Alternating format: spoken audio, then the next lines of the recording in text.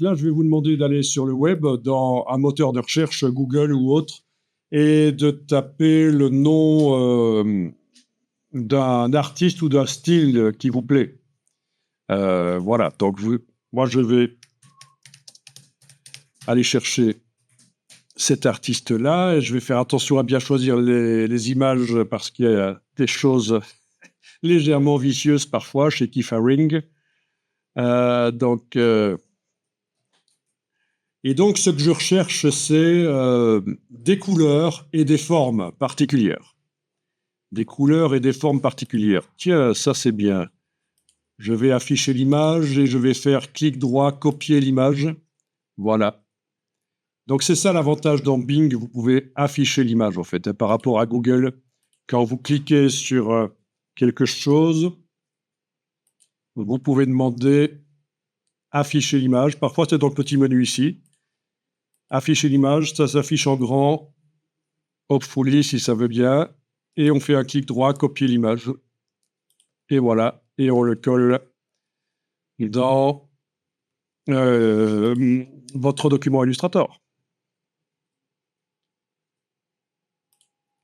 OK.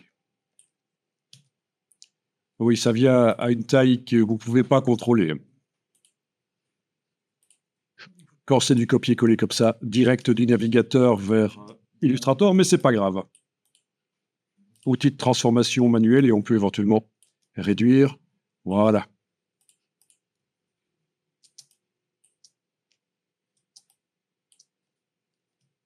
Allez-y, prenez le style qui vous plaît, affichez l'image en grand, copiez-la, clic droit, copier l'image et puis coller dans Illustrator. Vous avez transféré l'image dans le document Illustrator et ça va servir de référence stylistique.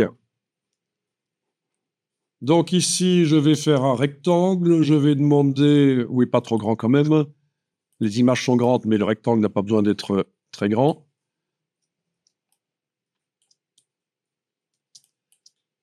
Je vais demander objet, générer des vecteurs, et là, j'ai toujours mon prompt de tout à l'heure, un garçon qui est sur une bicyclette dans une rue avec des arbres.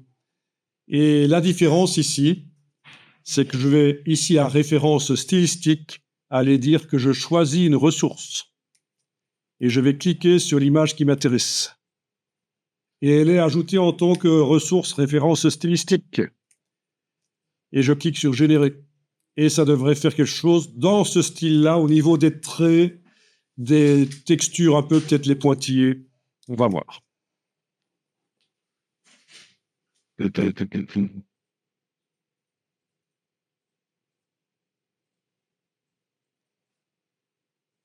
Voilà.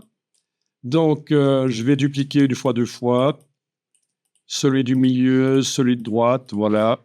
Et donc, c'est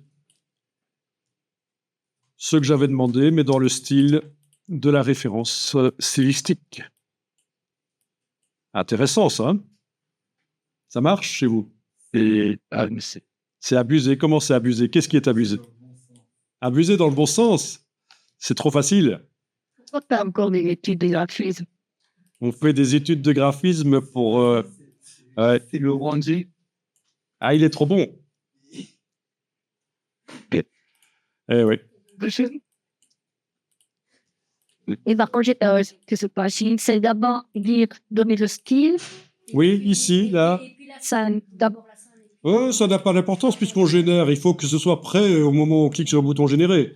Donc d'abord le prompt, le degré de détail qu'on veut, la référence stylistique. Je vais remplacer la ressource. Tiens, je vais aller chercher éventuellement l'autre, celle-là. Voilà. Voilà. Les effets éventuels, les couleurs qu'on souhaite éventuellement, mais là, j'ai fait aucun des deux. Je clique sur générer. Il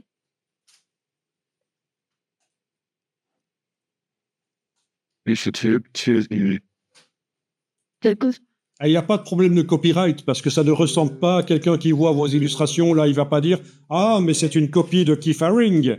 Non, parce que c'est juste les traits et les couleurs, les textures, mais c'est pas comme il dessinait lui. Hein. Ça ressemble pas à ses dessins. Voilà, donc ça, c'est sur base de celui-là, en fait. Voilà. On retrouve dans les arbres les mêmes types de traits, quoi. C'est très, très intéressant.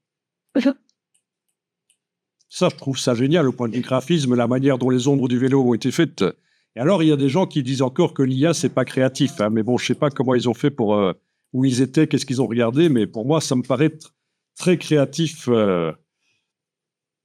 comme manière de faire des images. OK. Bon, ici, je vais dupliquer les images, je les sélectionne avec la touche Alt, la touche Option, je les déplace et je vais sélectionner celle de gauche, là, Objet, recadrer l'image. Et là, je vais pouvoir recadrer une partie d'image qui m'intéresse particulièrement. C'est peut-être uniquement cette partie-là avec la soucoupe et peut-être un peu de ça. On va voir ce que ça dit. Donc, je valide avec le bouton Appliquer. Je vais refaire pour l'autre image, comme ça, vous allez voir. Je sélectionne l'autre image ici. Puis là, il y avait le problème en plus du cadre. Le mur et le cadre, c'est peut-être pas ce qui nous intéresse le plus. Alors, objet, recadrer l'image. Et voilà, je recadre la partie qui me semble la plus intéressante. OK, ça va être ça. Je valide avec Appliquer. Et puis là, je vais tester la création de la scène.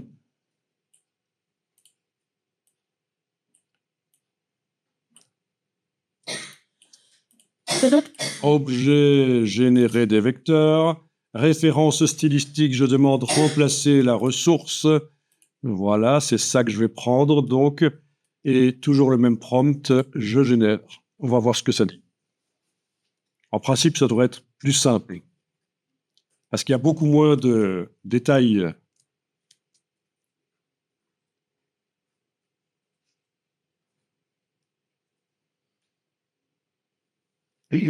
Voilà.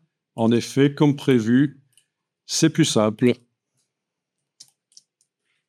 Si je compare avec ce que j'avais obtenu avant ici, voilà. Ce que je viens d'obtenir là est plus simple. OK, et avec l'autre.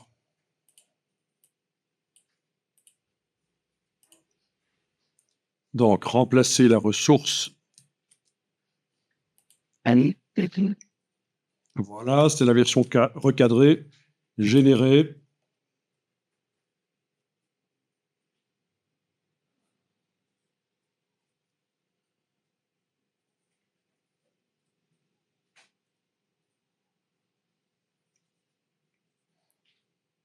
Ah, depuis 2 minutes, j'entends le couteau vibrant qui fonctionne.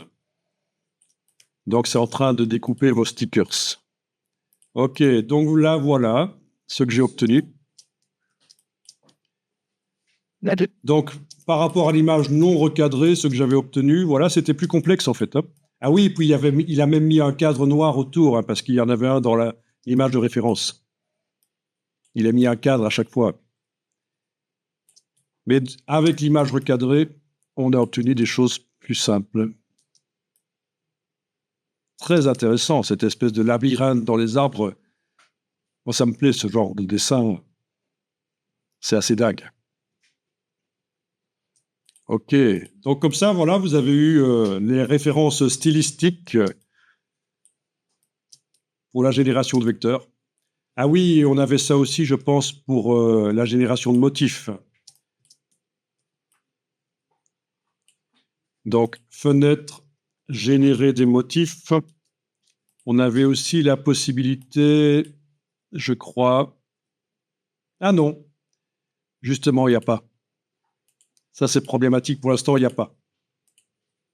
Il y a juste les couleurs, des effets, la densité. Donc oui, il n'y a pas. Il n'y a pas. Ça viendra plus tard, sans doute.